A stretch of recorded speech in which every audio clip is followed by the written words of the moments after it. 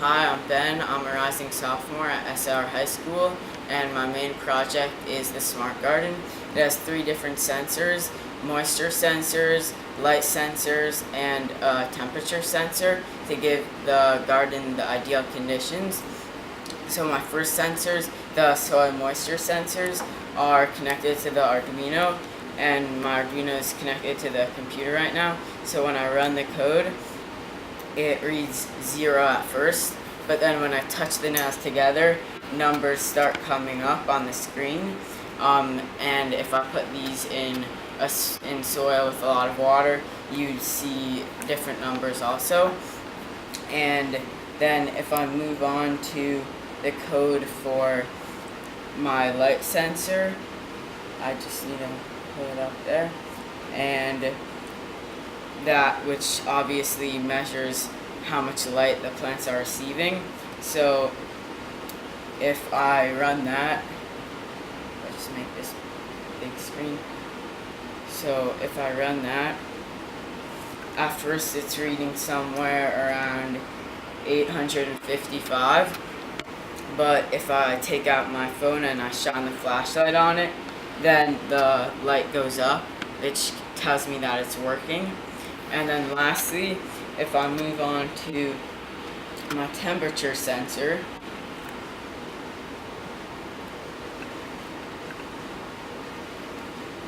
and I upload that to the Arduino, when I run my code,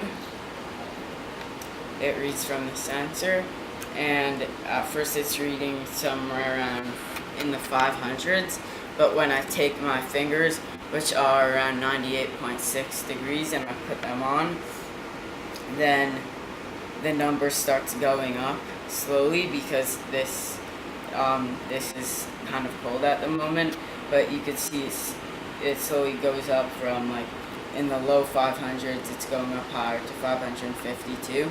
So that's the sensors in action, and I will talk about a little bit more how they work and how I made them.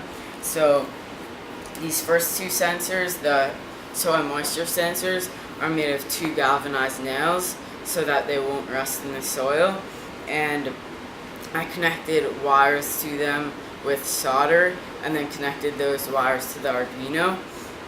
And basically how they work is one of the wires is connected to a power source, and the other wire is connected to an analog pin on the Arduino, and they measure the conductivity of the soil. So one of the wires, the one that's connected to the power source, will send a current, and that current will travel through to one nail, and it will pass through the soil into the other nail. And depending on how much water in the soil, the current will be stronger. So since water is very conductive, so if the water gets below a certain amount, then the nails will be the soil will be very, like, not conductive at all. But if there's a lot of water, then they'll be very conductive, and that current will be passed on to the other nail, and it will go into the analog pin on the Arduino. And then if I have my Arduino plugged into the computer, like you just saw, I can see what how much water is in the soil. And then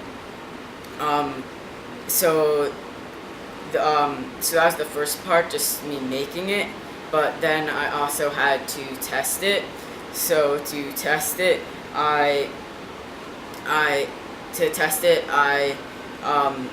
made a code for it, and which is right here, and then I ran the code and it worked. So I got to move on, and so the light sensor, it's very similar to the moisture sensors, except that it uses a voltage divider, which is basically a circuit with 2 resistors, and the voltage between the 2 resistors is different from the voltage that you start with, which is the voltage input.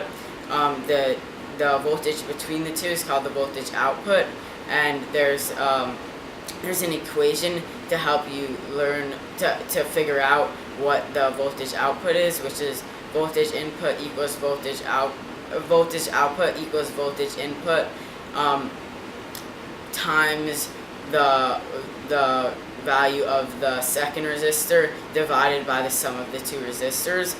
And another thing that's a little different about the photoresistor, which is my light sensor, is that it's also known as an LDR, which is a light dependent resistor, which is made of a semiconductive material that becomes more conductive in the presence of light.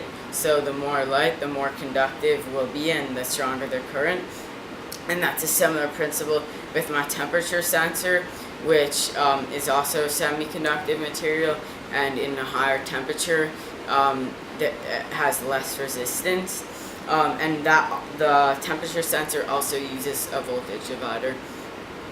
So that's the rundown of the sensors, except what would a project be without running into some problems.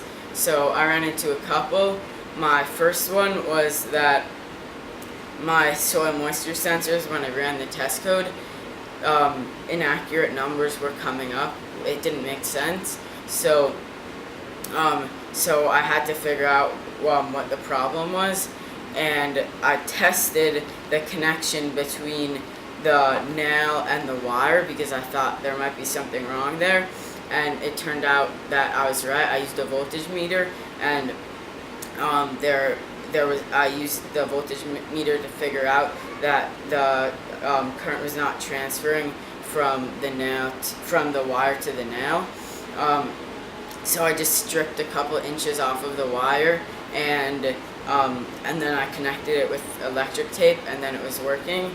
And additionally, I ran into a problem because the website had a sensor test code that I could use, except the sensor test code, when I clicked on the link to get there, the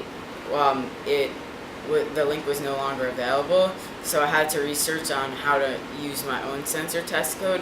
So I ended up taking one off the internet and modifying it to fix my project. And lastly, I think I learned a lot from this project. I learned about how resistors work and how sensors work and how they act in a very similar way to resistors. I also learned about pins on the Arduino, such as the analog pins, which receive inputs and send outputs. And I also just got a great sense of accomplishment from reaching this milestone because I had a lot of independence, and that made things harder, but it also made reaching this milestone more meaningful. And I just want to say thank you to BlueStamp for helping me reach this milestone and giving me the tools to get there. And I'm looking forward to continuing the rest of my project.